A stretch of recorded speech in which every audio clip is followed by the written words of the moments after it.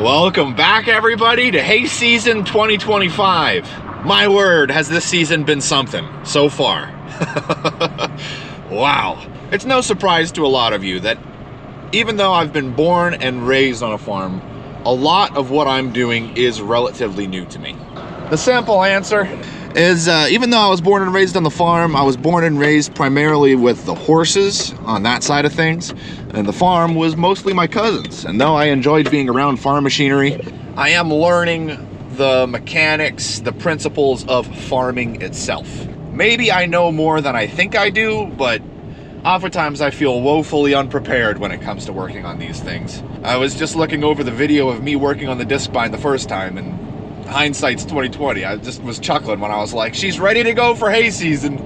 Boy, did I have no clue. But now I feel like I got that down. The key is getting the rust off.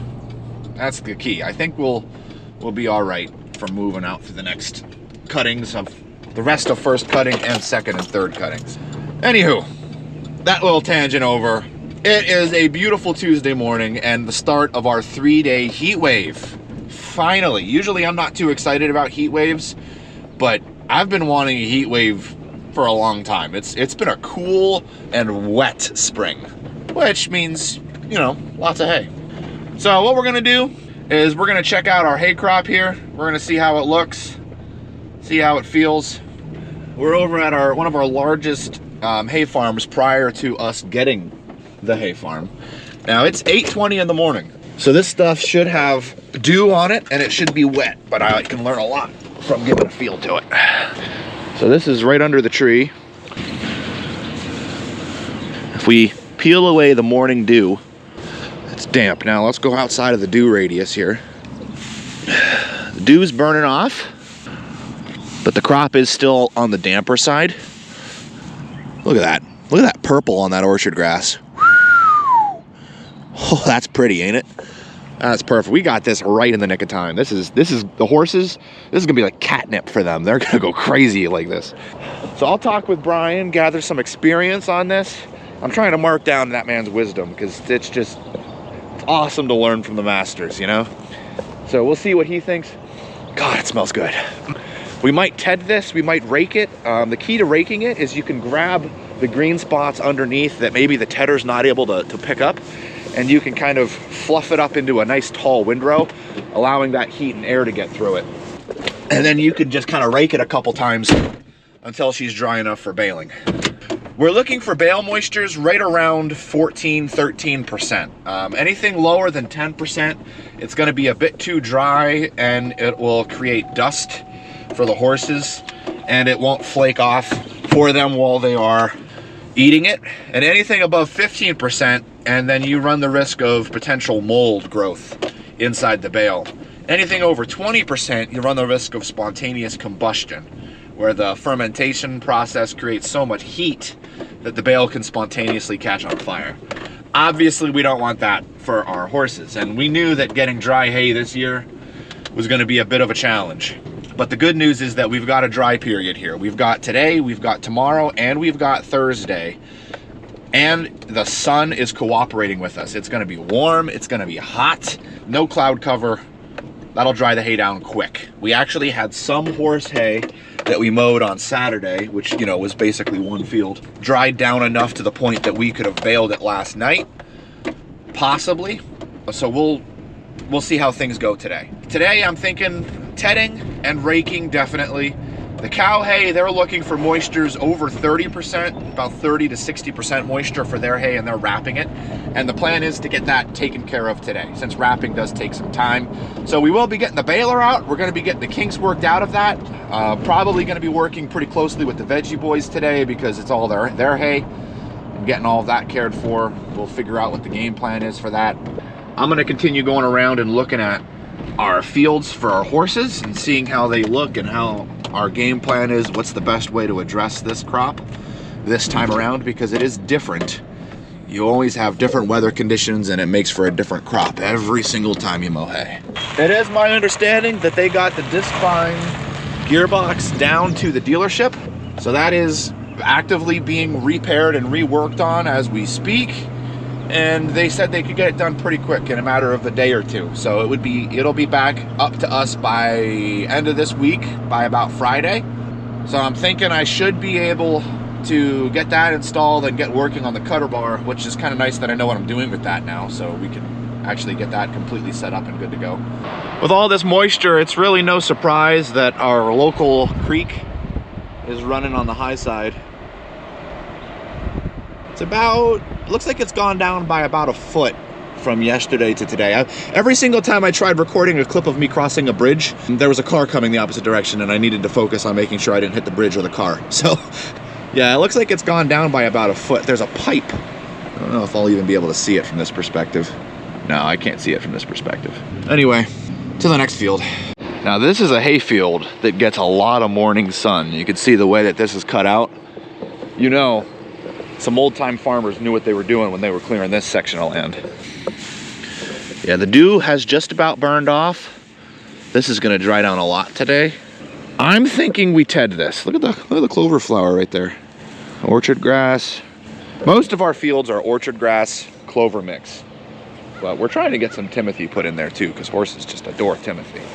I think this should be ted, but like I said, that's me. I'm gonna default to, of course, Brian's experience on this. Let's go see how the raked hay looks. Go from there, because they did rake some hay to get the green spots fluffed up so that we can just kind of re-rake them today and go from there. Now this hay has all the telltale signs of this being too wet. See how clumpy it is? Okay, so that's our morning dew. Yeah, this is a lot drier. I reckon if you were to bale this, this would be about a 20%, 25% based on feel. Look at that purple, that orchard grass. That actually is a lot drier than I thought it would be. And that's in the clump. Once the morning dew burns off that, I don't know, maybe ted this in the morning, get the dew burned off of it, and let it sit that way, and then rake it. I'm not seeing any spots on the bottom. You know, you go to those heavy clumps and that would be where they'd be hiding, and there's no green clumps of grass in them. It's just dry-ish. I'd say it's damp, but that's from the dew. By the end of today, with the right conditioning equipment, that should be below our threshold. Whether it'll be at 15%, time will tell. All right, let's head on over to the farm and work some stuff out. Obviously, I would like her to be clean, but Tedder kind of matches her right now. Looking pretty, looking pretty. Also looking good, also looking good. All right, so I'm glad I left the tedder hooked up to my tractor yesterday. Game plan, we're gonna be spot tedding. So we're gonna be hitting a few fields that need to be tedded, which is two of them. Then we're gonna unhook the tedder and we're going to re-rake some of the hay that we raked yesterday. As that dew's burning off, we want it to roll over the underside, get it flipped on over to the top so that that is completely ready to go. Then they're going to get the baler hooked up. They have to put the bale monitor in because we're using a different tractor this time around. I have a little mount, so that'll help that. Daniel's gonna be our baling guy today. He's gonna be making sure that there's no kinks in the baler, making sure that any little bugs or anything like that is worked out and that we're good to go. For anyone that's concerned about me, because I know a lot of you are and I appreciate that greatly, this entire thing is filled with water. I also got some of those supplements that you guys give me, which I notice really helps the body with water intake, and boy, I feel it at the end of the day. I feel a lot better when I have them, so. And my tractor has a built-in lunchbox carrier. Check this out. Isn't that lit? Boom, that's going nowhere. Last thing I need to do is check the oil. She's been running, and she's been running hard. Boy, it's a lot easier to check the oil when there's no loader on this thing. I always like to make sure that's properly sealed. The last thing you want is that not to be sealed and then dirt and everything like that getting in your oil. We don't need that. No, no, no. I think we finally got all the bugs worked out of this tractor, so. Okay. It was in the low 40s last night, so we're gonna let the engine spool up and warm up. A couple more things I'm gonna do and let's get tedding. You know, something that blows my mind about this tractor, it's an outdoor tractor, but it has 2 USB ports for you to charge your phone and stuff. So it's how I charge my batteries. And then my lights came with a USB port and a USB-C port that turns on when I have my warning lights going. Gives me my voltage on the battery too, so I have another voltage meter on things. That's so cool. So we're ready to go. Let's hit it.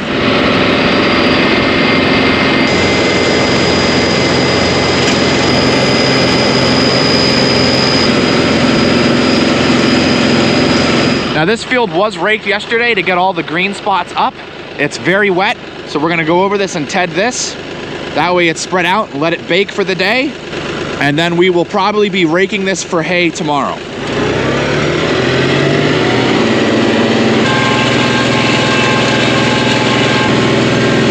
This just knocks all that dew right off and let the sun does its thing.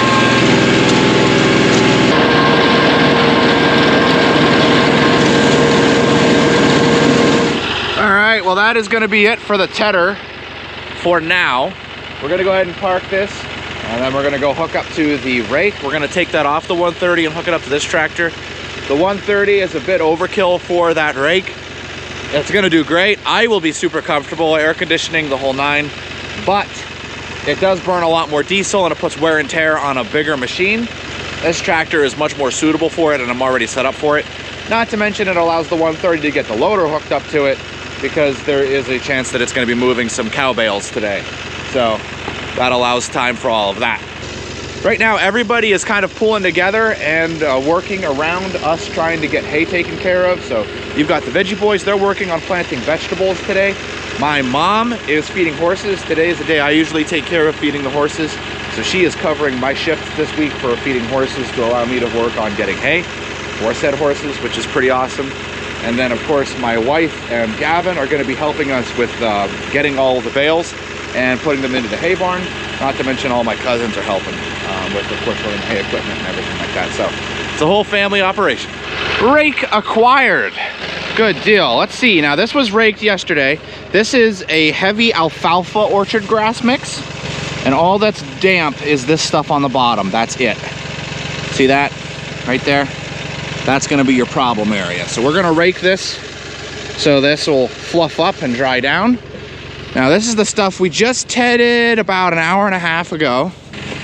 Knocked all the dew off of it. Definitely damper. Boy, it just keeps going. Yeah, definitely damper. This we're not touching for a little bit. We're gonna let the sun do its thing on that. Let's get raking, huh?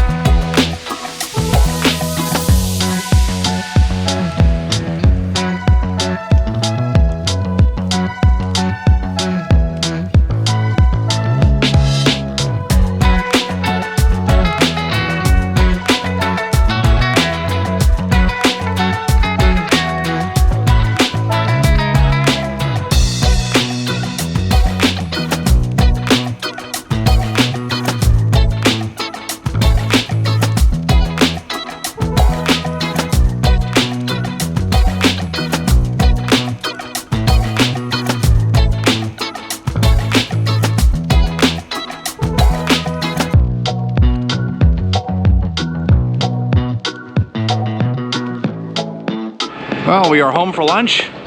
You can tell everybody's here. Things are a little chaotic right now, but on a good side. We have enough hay drying down that it's looking like we should be able to start baling this afternoon. Get the kinks worked out of the baler and get a couple bales pumped out. We're primarily focusing on the cow hay today, and then running some horse hay through it. Daniel's gonna make sure that the baler's all set and good to go. And we'll go as far as the crop will let us and the time will let us.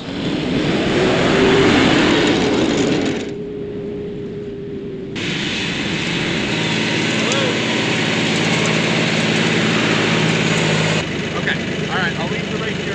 All right, I'll take care of it. Look at that. We have round bales, baby. The first ones of the season. Those are pretty. Wow. Wow. Those are nice bales. This is probably the first one that he put in the baler right here. Good deal.